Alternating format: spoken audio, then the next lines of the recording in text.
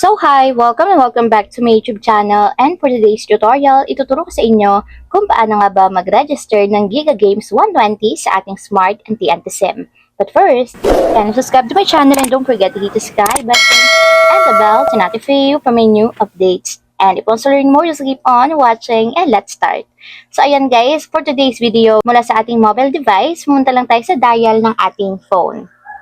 And dito naman, dial lang natin is asterisk 123, number sign or hashtag, and then call. And dito naman guys, after nyan, piliin nyo lang dito yung number 5, which is yung giga/araw-araw. So type number 5, and then send.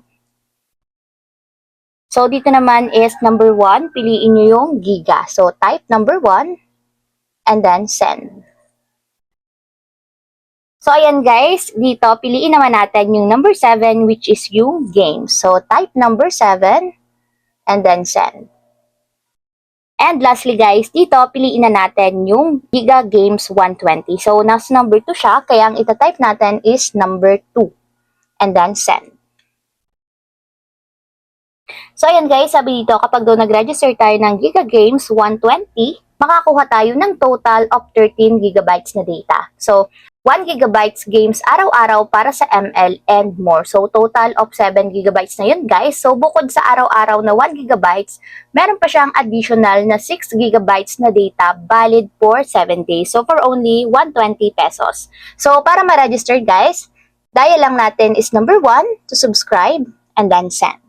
So, ayun lang guys, ganun lang kasimple kung paano nga ba mag-register ng Giga Games 120 sa ating Smart anti-SIM. If you have a question, kindly comment down below and don't forget to hit the subscribe button and the bell to notify you for my new updates. And thank you for watching! Living life